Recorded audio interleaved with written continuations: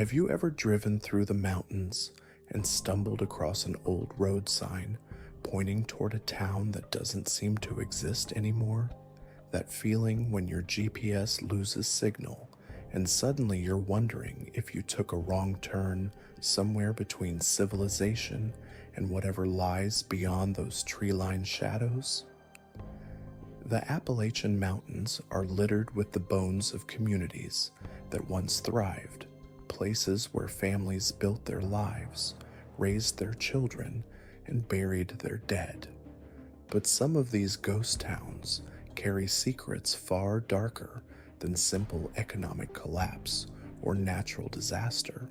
Today we're exploring 5 abandoned settlements scattered throughout the Appalachian wilderness, each one harboring stories that local historians prefer to keep buried. These aren't your typical tales of mining accidents or failed businesses. We're talking about places where something went fundamentally wrong, where the very ground seems to remember trauma, and where visitors report experiences that challenge everything we think we know about the boundary between past and present. So before you take comfortable, take a minute to like and subscribe, but only if you really like what I do here. Let me know in the comments, where are you tuning in from and what time it is for you. And if you stick around until the end, I'll share some unsettling details about what modern investigators have discovered when they've dared to spend nights in these locations. Let me start with something that might surprise you. The National Park Service estimates there are over 300 documented ghost towns throughout the Appalachian region. Most died quiet deaths, victims of changing economies, or natural disasters. But the 5 we're examining today share something disturbing in common. Each one was abandoned suddenly, often without official explanation, and each continues to generate reports that defy rational explanation decades after the last residents disappeared. 1. Thurmond Hollow, West Virginia, the town that vanished overnight. In the summer of 1978, Thurmond Hollow was home to roughly 200 residents, most employed by the local sawmill that had operated continuously since 1923. The community was isolated but stable, connected to the outside world by a single winding mountain road and a railroad spur that carried timber to markets in Charleston. Children attended the one-room schoolhouse, families gathered at the company store, and life followed predictable rhythms that had sustained the community for over 50 years. Then came August 15th. According to county records, every single resident of Thurmond Hollow disappeared between sunset and sunrise on that date. Not gradually, not over weeks or months, but in a single night. The mail carrier who served the route discovered the situation 3 days later when he found mailboxes overflowing and no one answering doors. What he encountered defied explanation. Houses stood open with meals still on tables, laundry hung on lines, and vehicles sat in driveways with keys in the ignitions. The state police investigation revealed the details that never made it into official reports. Inside the community center, investigators found over 100 folding chairs arranged in perfect concentric circles around a large dark stain on the wooden floor. No one could identify what had caused the stain, and laboratory analysis proved inconclusive. More disturbing was the discovery in the schoolhouse. Every desk had been carved with the same symbol, a crude spiral that seemed to descend endlessly inward.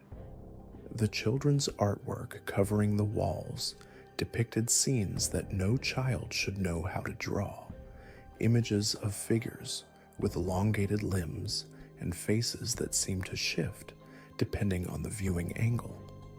Search teams combed the surrounding forest for weeks, following protocols designed for mass casualties or kidnapping scenarios.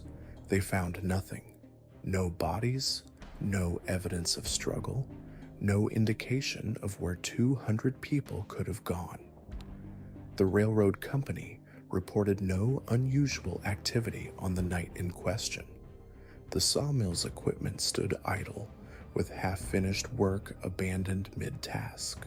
Even the town's dogs and cats had vanished, leaving behind empty collars and food bowls.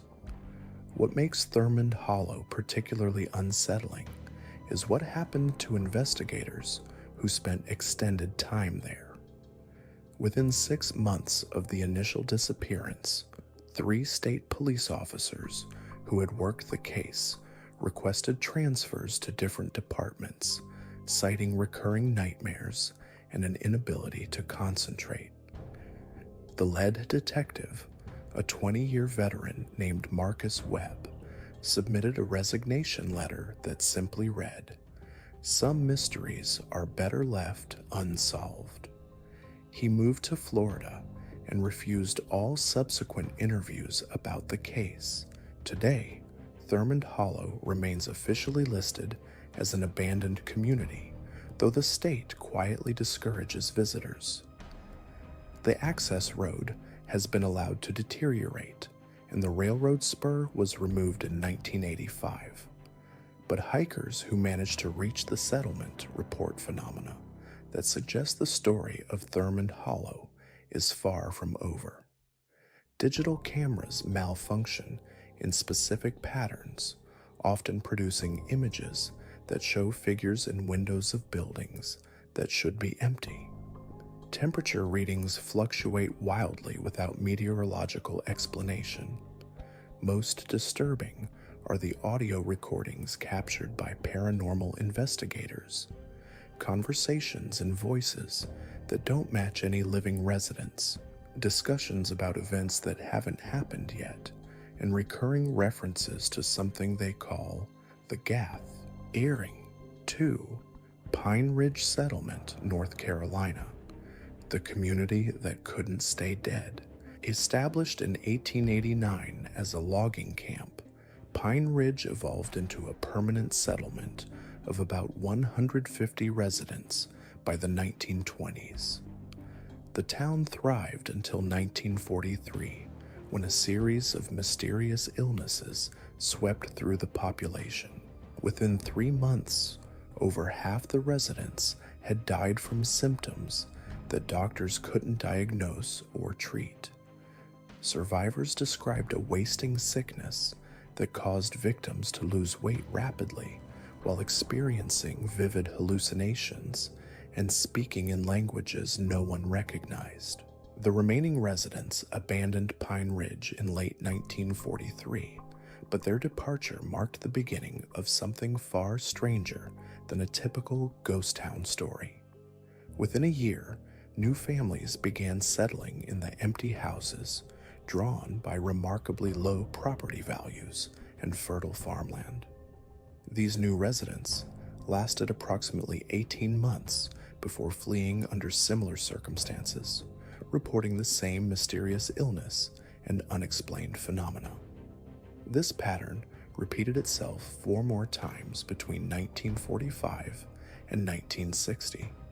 Families would move in, establish lives, then abandon everything and flee within 2 years. Each wave of residents left behind detailed journals describing their experiences. The accounts share disturbing similarities. Crops that grew too quickly and produced fruit that tasted wrong, livestock that refused to graze in certain areas, and children who began drawing pictures of people they claimed lived in the woods but whom adults could never see. Most unsettling were the dreams. Every family reported the same recurring nightmare, standing in a field while shadowy figures emerged from the tree line, walking toward the settlement in perfect formation, carrying objects that looked like farming tools but moved wrong in their hands. The final attempt to resettle Pine Ridge came in 1961, when a religious community purchased the entire settlement with plans to establish a self-sufficient farming collective.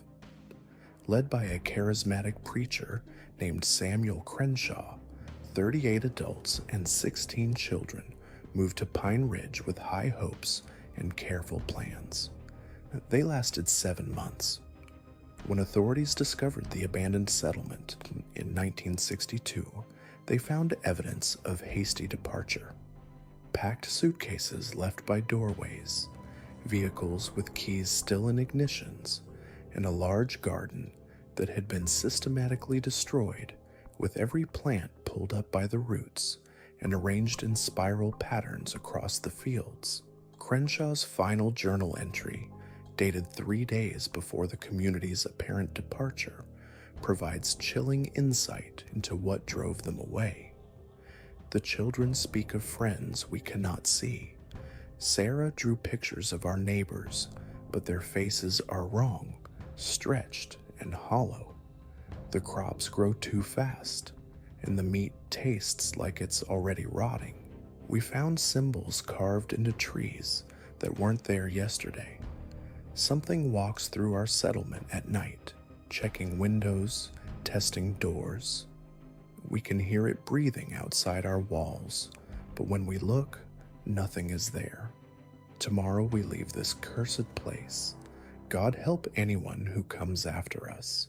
Pine Ridge has remained empty since 1962, though local records show multiple attempts to sell or develop the property. Every potential buyer who spends significant time surveying the land withdraws their offer, often citing vague concerns about soil quality or accessibility. The few who provide detailed explanations describe an overwhelming sense of being watched, equipment failures that follow no logical pattern, and the persistent feeling that the buildings contain more rooms than their exterior dimensions should allow. 3. Millwood, Tennessee. The town that time refused to release. Founded in 1903 around a profitable limestone quarry, Millwood grew steadily through the first 2 decades of the 20th century. By 1925, it boasted nearly 400 residents, a thriving downtown district, and the largest limestone operation in eastern Tennessee. The community seemed destined for continued prosperity until the morning of September 14, 1927, when quarry workers discovered something that changed everything. Deep in the newest excavation site, crews uncovered a series of chambers that defied geological explanation. The limestone walls contained perfectly preserved rooms filled with furniture, tools, and personal belongings that appeared to be centuries old, yet showed no signs of decay. More disturbing were the human remains found in these chambers, bodies arranged as if they had simply laid down to sleep, their clothing and flesh preserved in impossible condition.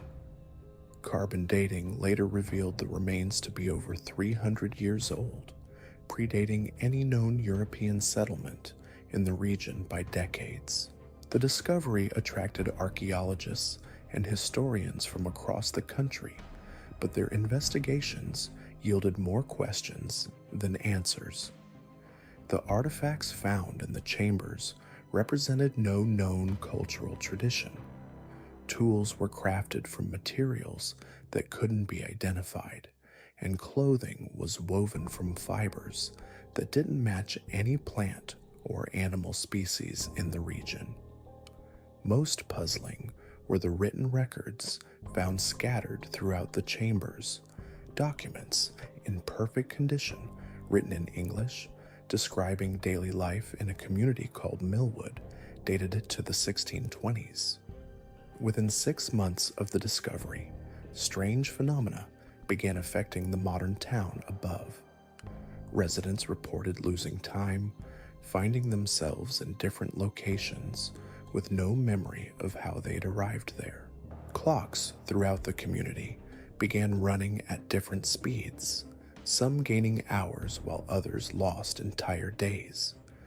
Children spoke of playing with friends who wore old-fashioned clothing and new games that hadn't been popular for centuries.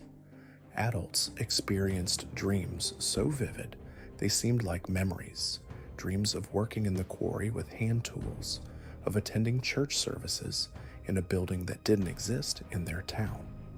The situation deteriorated rapidly through 1928. Families began leaving Millwood as reports of temporal displacement became impossible to ignore. The quarry operation shut down after workers repeatedly found themselves trapped in the underground chambers with no memory of descending into them. The final straw came when the town's doctor documented 17 cases of what he termed chronological displacement syndrome, residents who insisted they were living in different time periods, speaking in archaic dialects, and demonstrating knowledge of historical events they couldn't possibly know. By 1929, Millwood was completely abandoned. The state sealed the quarry entrances and declared the area geologically unstable, though privately, officials acknowledged that conventional explanations couldn't account for what had occurred. Local folklore claims that on certain nights, visitors to the abandoned town can see lights in windows of buildings that haven't had electricity for decades and hear the sounds of a community going about its daily business, voices calling across streets, children playing, church bells ringing from a steeple that was never completed. 4. Hollow Creek, Virginia. The settlement that collected souls. Established in 1856 as a way station for travelers crossing the Blue Ridge Mountains, Hollow Creek served as a vital rest stop for over 70 years. The community provided lodging, supplies, and fresh horses for those brave enough to attempt the treacherous mountain passes. What made Hollow Creek unique was its reputation for safety. In an era when mountain travel was fraught with dangers from weather, wild animals, and bandits, not a single traveler was ever reported lost or killed while staying in the settlement. This perfect safety record should have been a source of pride, but it concealed a horrifying truth that only came to light in 1927 when a federal postal inspector arrived to investigate reports of missing mail deliveries. What he discovered in the basement of the town's largest inn would haunt him for the rest of his life. Behind a false wall, investigators found a chamber containing the personal belongings of over 200 travelers, watches, jewelry, clothing, and luggage arranged with obsessive care.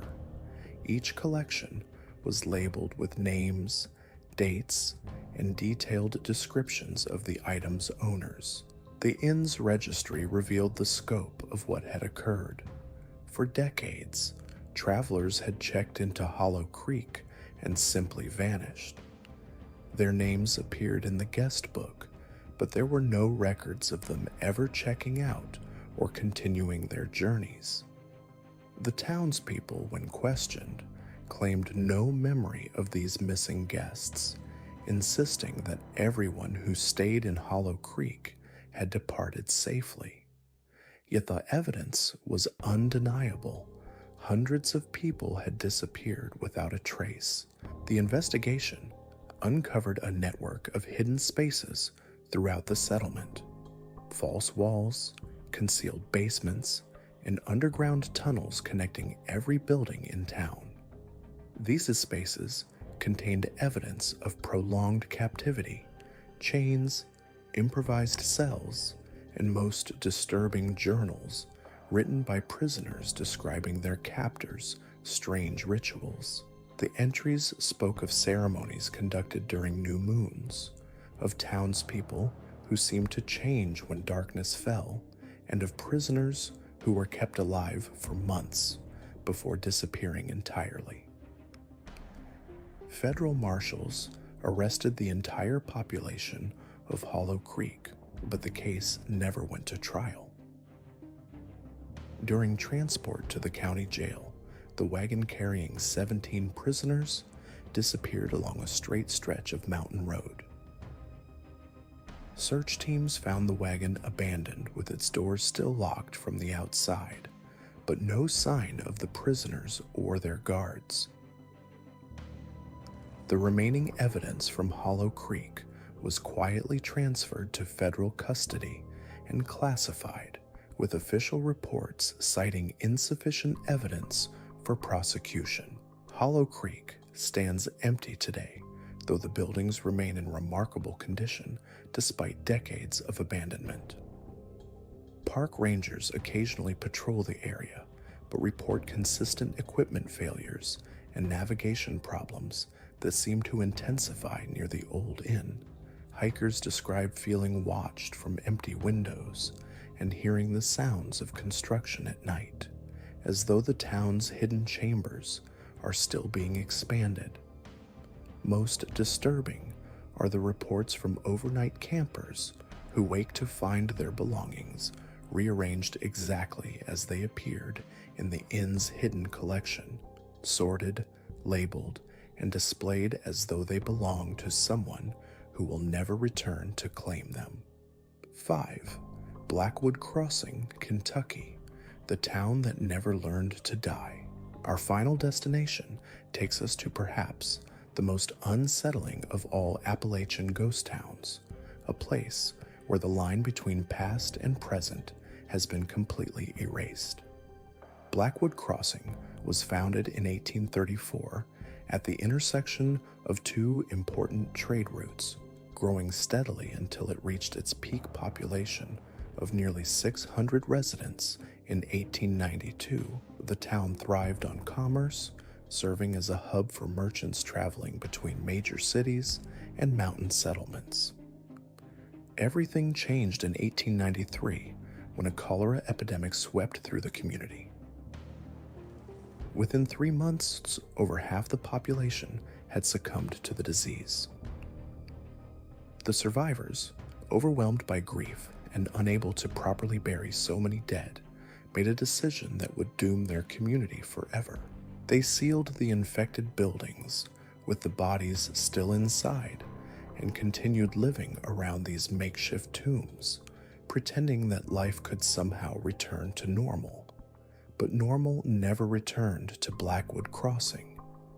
Residents began reporting encounters with familiar faces, neighbors, friends, and family members who had died in the epidemic but now appeared in doorways, walking down streets, and conducting business as though nothing had changed. These apparitions weren't frightening manifestations, but perfect recreations of the deceased, carrying on conversations and relationships exactly where they had left off. The living residents found themselves caught between two worlds, unable to distinguish between the living and the dead. By 1900, Blackwood Crossing had become something unprecedented in American history, a functioning community where the dead outnumbered the living.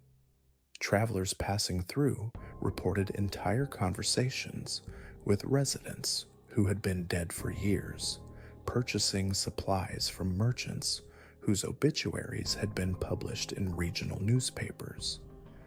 The situation attracted attention from researchers and religious leaders, but none could provide explanations for what they witnessed. The final chapter of Blackwood Crossing came in 1912, when the last living resident, an elderly woman named Martha Hensley, was found dead in her home.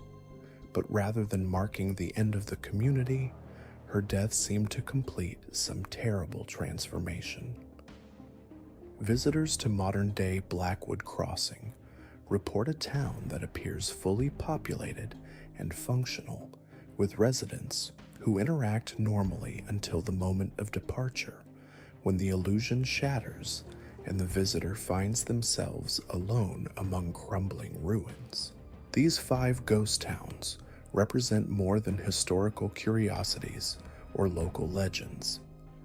They challenge our understanding of how places hold memory, how trauma can embed itself in the very landscape, and how the past sometimes refuses to stay buried. Each settlement tells a different story, but they share a common thread.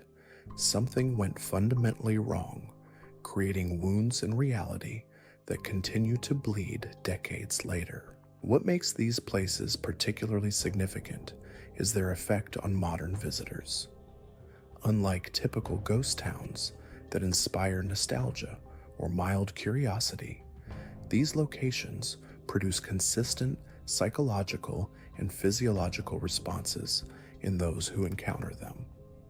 Researchers studying the phenomenon have documented elevated stress hormones, disrupted sleep patterns, and persistent anxiety among individuals who spend time in these settlements. More concerning are the recurring reports of visitors who return home with memories that don't belong to them.